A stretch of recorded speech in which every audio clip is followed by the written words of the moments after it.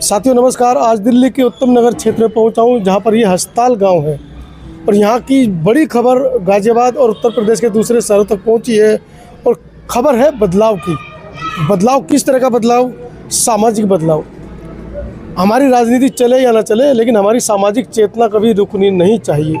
मेरे पीछे आप टेंट देख रहे हैं, ये पंडाल है एक हमारी माता जी के परित्राण पाठ का, या हिंदू में कह सकते हैं कि 13वीं का। लेकिन जो बड़ी खबर है वो ये है, मेरे साथ संदीप बागड़ी जी हैं। इनकी माता जी का आज 13वीं कह सकते हैं, या अगर हम कहें तो परित्राण पाठ कह सकते हैं। ये इतनी बड़ा बदलाव कि आपने आज माता जी का जो परित्राण पाठ है वो बुद्ध रीति से किया है। कैसे बदलाव ये आप ला पाने में संभव हुए? देखिए, ये जो सामाजिक क्रांति है जो हमारे महापुरुष हमें दे गए, हम तो वहीं चलने की कोशिश कर रहे हैं जी। और ये आज की लड़ाई नहीं है, ये सदियों की लड़ाई है। और मैं आपको बता दूं, ये तो हमारा पुराना घर है। जो बीच में जो गैप आया, जो हम पाखंड में गए, तो आज इस चीज़ की है खुशी कि हम अपने घर से बदलाव शुरू कर रहे हैं और समाज में एक मैसेज देंगे कि हमें घर वापसी करनी है, तथागत गौतम बुद्ध के रास्ते पे चलना है और कोई हमारा रास्ता है ही नहीं। नामो तस्सा भगवतो अरहतो, नमो तस्सा भगवतो अरहतो सम्मा संबुद्धस्सा सम्मा संबुद्धो विद्याचरण संपन्नो सुगतो लोकविदो अनुतरो पूरे सदम सारथी सत्थादेव मनुष्यानां बुद्धो भगवती। इस मामले में अगर हम इतिहास में ज़्यादा दूर न जाकर अगर साल 2 साल पुरानी घटना को लें, जैसे कि हाथरस वाला घटना हुई थी, और उस हाथरस में जिस तरीके से हमारी बिटिया के साथ में मतलब उसकी अस्थियों के साथ भी एक मजाक किया गया, और वहीं देखें तो जिन लोगों के साथ हम आज तक ज़िंदगी भर हमें नीचता का भाव मिलता आया, लेकिन वो अपने आप को उच्च कहते रहे, हमको अपना भाई कहते रहे, और वो वहाँ पर जो आतताई थे या जो शोषण करता थे, उनके लिए वो वहाँ पर खाप पंचायतें कर रहे हैं। तो कहीं ना कहीं आपको नहीं लगता कि आपको उनसे बैर लेने की जरूरत नहीं है? समाज के अंदर अभी इतनी जागरूकता नहीं आई है कि आप बहुत रीति से इस तरीके से काम करें? ठीक है सर, आपको एक चीज़ बता दूं, हम तो बाबा साहब को मानने वाले हैं। जब बाबा साहब अकेले उनके सामने लड़ रहे थे, जी जी जी, ज्योतिबा फूले साहब लड़े, मान्यवर काशीराम साहब लड़े, दीना बाना वाल्मीकि साहब लड़े, माता दीन बंदी साहब लड़े, और सरदार जीवन सिंह जी। हमारे रगों में भी वही खून है। भाई ये देश हमारा है, हमें किससे डरने की जरूरत है? हमें तो ये लोग बताया जाता है कि ये हमारे तो सर पे जूता मारते आए हैं, अब तुम्हें तो हम जूते से मारेंगे और तुम्हें यहीं रखेंगे जूते की नोक पे। लेकिन जिसके अंदर चेतना होगी वो देखो जगेगा और वो कौम के लिए लड़ेगा। और हम तो बाबा साहब को मानने वाले, मान्यवर काशीराम साहब और ये दीना बाना वाल्मीकि साहब, वे आइडल हमारे, तो हम तो किसी से दबने वाले हैं नहीं। और ये मैसेज है सबके लिए, समाज के लिए भी, कि कोई नया कुछ नहीं हो रहा है जी। अगर मैं बात करूँ वाल्मीकि समाज की, तो वाल्मीकि समाज से ही मैं अगर शुरू से बताऊं तो ये महाथेरा से लेके मेहतर से लेके चंडाल, डोम, महार, मातंग, ये सब डोम, मुसर, हलाल खोल, लाल बेगी, सब ये हम ही तो है जी। ये भंगियों की सारी वो हो रही हैं। और महाथेरा का इतिहास तो आज के वाल्मीकि समाज से ही था, पहले ही थे जी। हम वाल्मीकि शब्द तो चलिए आज़ादी के बाद आया, आज़ादी से पहले कहीं किसी की इतिहास की किताबें वाल्मीकि शब्द नहीं आता है, हर जगह भंगी शब्द आता है हमारे भाइयों के लिए। और वही जो भंग किए हुए लोग थे वो इस स्तर तक पहुँचे कि वो बौद्ध भिक्षु भी बने, महाथेरा भी बने, सब बने। लेकिन वर्तमान में जिस तरीके से इनको घसीट कर हिंदुत्व की एक चादर ओढ़ा दी गई, वो एक बड़ी मतलब एक त्रासदी कह सकते हैं। सर देखिए, हमारा इतिहास यही है, महाथेरा से शुरू होता है जी। और पुराने बौद्धिस्ट जो हम ही हैं, लेकिन वो ये जो कौम अपना इतिहास नहीं जानती, वो बीच में बरगला दिया जाता है। तो हमारे बहुत से साथी या नौजवान हैं जो बरगलाए हुए हैं। हमें तो सिर्फ एक ही हमारा रास्ता बुद्ध का और बाबा साहब और हमारे महापुरुष, और इसके अलावा तीसरा कोई है ही नहीं। बागड़ी साहब कह रहे हैं कि जो इतिहास हमारा था, उस इतिहास को बदलने की अब शुरुआत आपने कर दी है यहाँ से। जी बिल्कुल कर दी, और हमारे महापुरुषों ने तो बहुत पहले से ही कर दी थी। तो घर वापसी करेंगे पूरी तरीके से? बिल्कुल घर वापसी करेंगे और अपने समाज को भी बताएंगे कि हमारा घर कौन सा है। गाजियाबाद में हमारे 250 लोगों ने घर वापसी की थी, आज तक उनके घर का पानी, रोजी, मतलब उनके घर को गाजियाबाद से दरकिनार कर दिया गया। 3 साल से उनके घर में पानी नहीं पहुंचा है। गाजियाबाद की घटना आपको भी पता, हमें भी पता, पानी बंद कर दिया था, राशन आज बंद तक कर बंद दिया है, था, आज आज तक भी बंद है। वे कोर्ट में भी गए हैं, सब कुछ कर रहे हैं, लेकिन नहीं है। देखो चेतना यहीं से तो शुरू होती है। पंकज बहुत नाम लिख लिया उन्होंने, लेकिन आज भी उन्हें कहीं ना कहीं रास्ते बीच में सड़क चलते मारने पीटने की धमकियां मिलती है। देखिए सर, जो मानवता वाली बात करेगा उसके साथ यही होगा। और मैं तो ये बता दूं, हम तो रोज ही ना मर रहे पिट रहे हैं। जी बिल्कुल। अभी कब तक पिटेंगे? सम्मान तो मिल ही नहीं रहा। हमारा यही है, सम्मान से जीना, और अपने घर के लिए लड़ाई लड़ेंगे ना। आज तक दूसरों के लिए लड़ते आए हम, भाई अपने घर के लिए कब लड़ेंगे? क्या जो नौजवान साथी हैं हमारे पूरे अनुसूचित जाति वर्ग के, जिनको अलग अलग विभिन्न जातियों में बांट दिया गया है षड्यंत्र के तहत, क्या उनसे आपके अपील करना चाहेंगे? देखिए आज तो आतंकवादी बना दिए हम, भाई एससी और चमारों को आतंकवादी बोल रहे हैं सभी को। तो चूड़े और चमारों को ही बोलते हैं, और किसका नाम नहीं आता। मान्यवर, मैं यही कह रहा हूँ पत्रकार महोदय, अब आतंकवादी बोल दिए और क्या बनेंगे हम? बिल्कुल मंच से बोल रहे हैं, मंच से बोल रहे हैं, बीजेपी की सभा में बोल रहे हैं हम आतंकवादी है। वो भी शूद्र समाज का एक नेता बोल रहा है, जाट समाज का, आशु कुमार जो नाम है उनका। ये राजनीति बात गाजियाबाद के महापौर रहे हैं वो। नहीं करूंगा मैं, थोड़ा दुख का भी समय, लेकिन ये वही जाट नेता जब कहाँ चले गए थे, जब जाट बेटियां धरने पे बैठी थी, कहाँ लुक गए थे? मतलब लड़ने मरने के लिए शेड्यूल कास्ट, और वो जो ओबीसी समाज जो भाई आपको पट्टी बांध कर पड़ा, मलाई खाने के टाइम पे वे खा रहे हैं। तो अब ये है ना, हमें लोग जागरूक हो रहे हैं, नौजवान पीढ़ी समझ रही है कि भाई जो मेहनत करेगा वही है, रोटी भी वही खाएगा। तो आज हम जागरूक है, अपने रास्ते पे है, धर्म के रास्ते पे, बाबा साहब के रास्ते पे, अपने महापुरुषों के रास्ते पे, और आगे कारवा बढ़ेगा। बिरसा जी, कहाँ से इतनी क्रांति आप पैदा कर रहे हैं? ये समय की ज़रूरत है। सबसे पहले तो आप सभी पत्रकारों को जय भीम, जय भारत, जय संविधान। और मैं भाई संदीप बागड़ी को धन्यवाद देना चाहूँगा क्रांति के लिए, जो इन्होंने आगाज़ किया है। इनको हजारों तोबों की सलामी। ये बहुत अच्छी शुरुआत है, और हम महात्मा गौतम बुद्ध से ये प्रार्थना करते हैं कि माता श्री को अपने चरणों में सही जगह स्थान दें। ठीक है, बहुत अच्छी शुरुआत है ये। चलिए चलते चलते बागड़ी साहब, एक और आखिरी आपसे बयान कहें, अपील कहें, या जो लोग पाखंड में इस तरीके से चूर हैं अभी तक भी, जिस तरीके से एक यात्रा चल रही है पूरे देश के अंदर के, हिंदू राष्ट्र बनाएंगे, हिंदू जगाओ। बेशक उन्होंने कहा है अपने इंटरव्यू में कि जातियाँ ख़त्म करने के पक्ष में मैं नहीं हूँ, लेकिन हाँ, हिंदू हम सब एक हैं।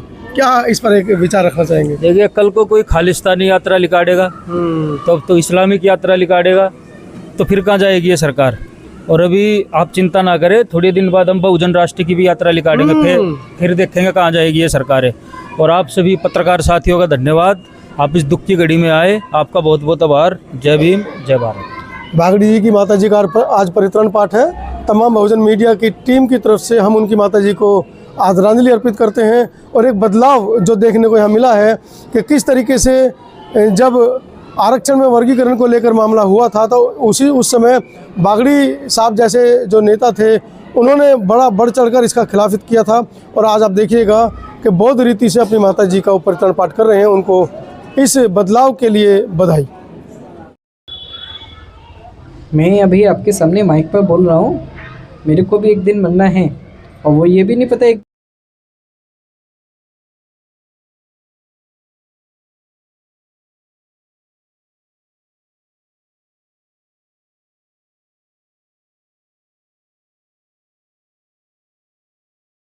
सुंदर स्त्रियां भी उनको दी जाती थी, जिनका वो उनको भोग कर सकते हैं।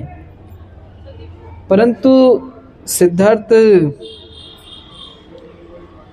ये जो सांसारिक जीवन है उसमें ज़्यादा मन नहीं लगा पाते थे, इसलिए उसमें जब सुख मैं पा नहीं सकता, जो समाप्ति होने वाला है, तो उसके प्रति मेरा राग की भावना नहीं है, उसके प्रति कोई मेरा प्रेम का, चाहत का भावना नहीं है। तुमने अपना गृह त्याग किया, और जब गृह त्याग किया तो वो सत्य की खोज के लिए गृह त्याग किया, है ना। सिद्धार्थ गौतम ने जो गृह त्याग किया वो सत्य की खोज के लिए गृह त्याग किया। मोक्ष प्राप्त हुआ, निर्वाण प्राप्त हुआ, बोधि प्राप्त हुआ। तब उसके पश्चात जब उन्होंने सत्य को देखा, उसके पश्चात वो समस्त 45 वर्ष तक वो स्वाद चखे, सत्य का ही उपदेश दिया और निडर होकर के, एकदम भय रहित होकर के, सिंहनाद की तरह, शेर की तरह, एकदम अगर उसको नहीं करता है तो उसको प्रयत्न करते कि वो सत्य को ठीक से। मनुष्य के पास विवेक नहीं है, बुद्धि नहीं है, ज्ञान नहीं है, और थोड़ा बहुत बुद्धि है, ज्ञान है, विवेक है, उसका भी वो लाभ नहीं लेता। में समाई होती है, उसी के अनुरूप जीवन चलता है। और जो तार्किक होता है वैचारिक सत्य को धारण करने में उसको असर नहीं होता है। तो हम बुद्ध को मानने वाले, बाबा साहब को मानने, बुद्ध काल से आज तक जितने भी आर्य श्रावक श्रीमान उत्पन्न हुए, सभी का पुण्य कर्म, सभी का पुण्य आशीर्वचन आपको, आपके परिवार को प्राप्त हो। आप इस दुख से बहुत शीघ्र निकलें, शांति को प्राप्त हों, आप लोगों के चेहरे पर हमेशा मुस्कुराहट बनी रहे। मुस्कुराता चेहरा हुआ बहुत सुंदर प्रतीत होता है, और दुखी चेहरा बहुत ही बदसूरत, असभ्य। तो इसलिए दुख से मुक्त होकर के सुख भरा, खुशियों भरा चेहरा आपका हमेशा बना रहे। आँखों में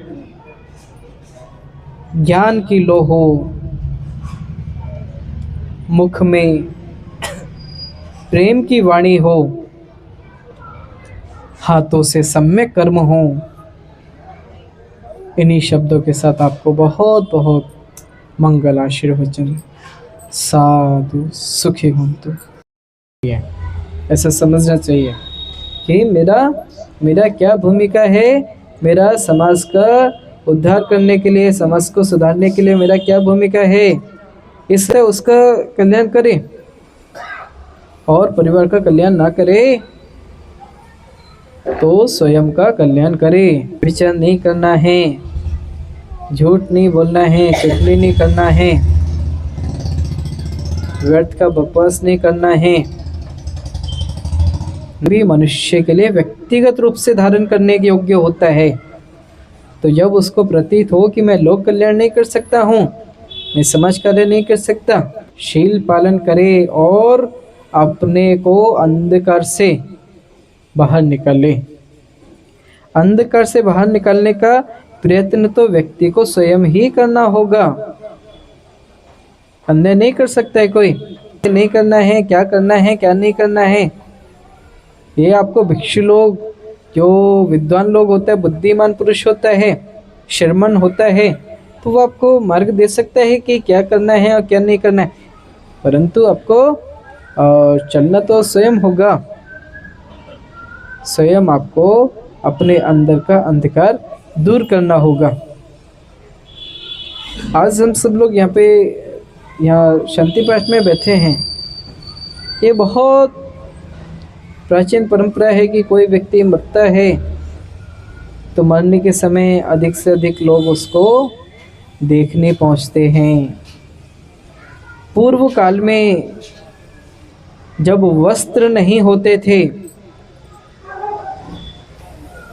आपने जब देखा है, जब हम शरीर हमारा जिंदा होता है तो हम बहुत सुंदर लगते हैं, और जैसे ही हम बीमार होते हैं तो बदसूरत लगने लगते हैं, और जब मृत्यु के प्राप्त होते हैं तो और भी ज़्यादा बदसूरत हो जाते हैं, देखने में अच्छा नहीं लगता। जब हम किसी मृत व्यक्ति को देखते हैं तो हमारे चेहरे पे मुस्कुराहट नहीं आ सकती। एक तो पहले उसको मृत्यु को प्राप्त हुआ, उसके अलावा उसका चेहरा, उसका बॉडी भी खराब हो जाता है, उसका जो शरीर में खून नहीं दौड़ता है, कीड़े पड़ने लगते हैं। तो जब कपड़ा नहीं होता था तो लोगों ने ऐसा परंपरा बनाया कि अगर सामर्थ्य है तो उसको कफन ले जाना चाहिए।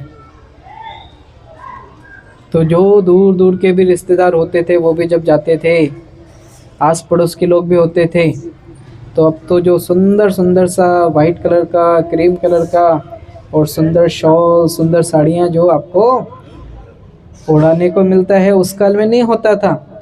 तो लोग अपने पूर्व इस्तेमाल किए हुए भी कपड़े दे देते थे।